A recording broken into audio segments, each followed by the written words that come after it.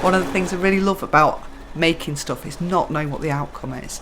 So you get a pattern and you read the instructions but they don't make sense, or you put a dart in something and it just becomes a form instead of a flat piece of fabric, and you just have to trust in the pattern that it's going to have a certain outcome, like following a recipe. And you make something that you've no idea, you know all the independent flavours and what they do, but when you bring them together and you get this really exciting outcome, and that's one of the things I really love about making, the alchemy of it all.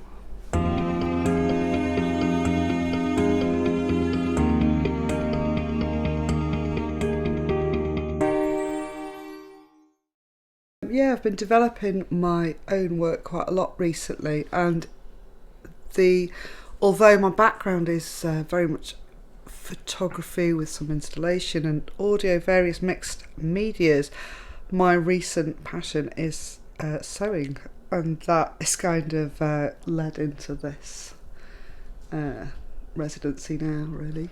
My background is in fine art, but most recently my work has started to move towards digital photographic work, and lots of crossovers between photography, print and drawing. After I left school, I didn't go to art college. I went and worked for Liberties when they used to have franchises all across the country, and I worked in Liberties in Edinburgh and in Manchester for a while. And in Edinburgh I was head of the fabric department, as I was the only full-time member of staff there. So they used to do making in the shop for a period of time. So I did make clothes sort of before I went to college. Part of the build up to the residency was not only sort of a return a bit to that, but also the sense that when you make, there's a whole load of things that you borrow from. So you take ideas. It's not sort of simply you're taking instructions not only from the if you like, working from patterns or working from books.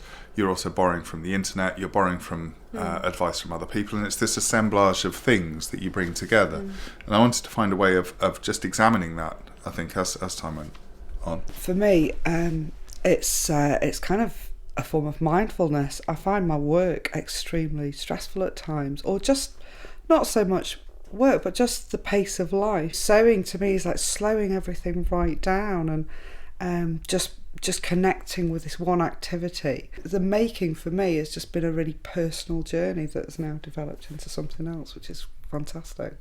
There was an element in some of the putting together of this show where I felt there were historical connections to even early conceptualism, which is I suppose is slightly out of vogue at the minute, but this sense of how you kind of construct stuff. So it's probably, for me, it was less to do about necessarily being part of a specific wave of maker culture, but that making things, whether that's done through craft or whether it's done in other ways through improvisation, is still, something which is worth attending to in both arts practices, crafts practices, design practice. I think it's still a kind of main thread of inquiry.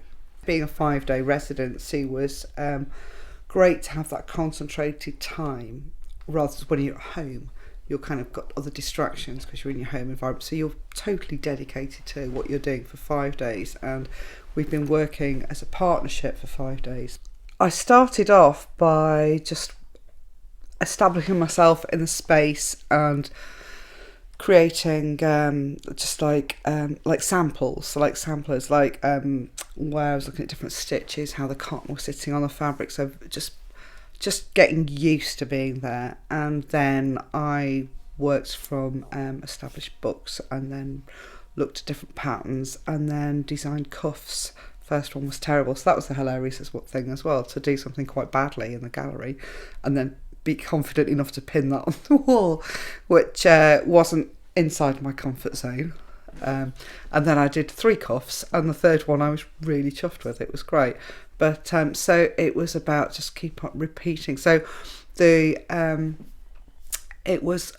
that was a beautiful thing about working in the gallery. It allowed you that focus to really get involved with the one item and do it as best I could. The wonderful thing about filming on the sewing machine is it's got a little light. It's staged, the whole thing is staged, and the movement of that needle and slowing things down, it's almost connects to earlier work that I've done. So yeah, it's been quite an intimate process, hasn't it? Really, because it's been a very comfortable one. Actually, we've not had any, we've not fallen out, have we?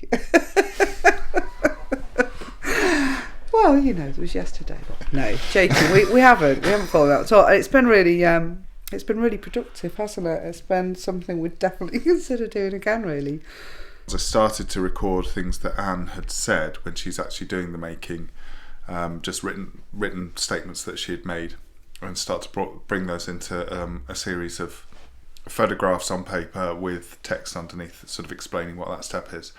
And then when we got into making more elaborate outfits like the apron.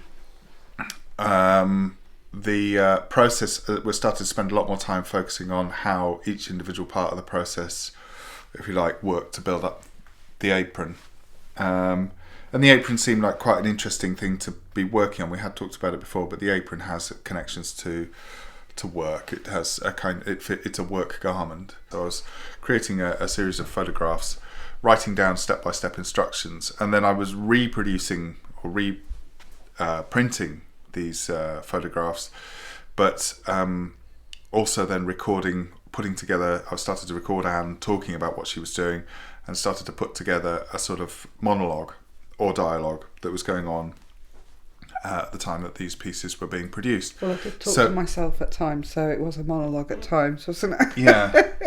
If you like, that's been the great thing about being given the opportunity to explore whatever it is, in a sense, without, you know, although it's an exhibition environment, there's an element of it which still contains the open-ended possibilities of the studio. So you're constantly developing new potential things that might be outcomes, and those are going up on the wall as you go, and then you're starting to think about, oh well, hang on, how, I mean, for example, when the instructions went up on the wall, they started off going up in grids, and then they started being, as we kind of went through, started to sort of make them really less ordered, because the actual ordering of the images against the text became less and less important. I mean, that's the other thing about the experience, isn't it, really? It's kind of, you don't know what you're going to be confronted with until you're in it, so you just have to be really open in your approach as to how you work, don't you, and not to set on a specific outcome that you're going to come out with. I think that's the huge thing we've realised in the residency. We didn't know what we were going to make, or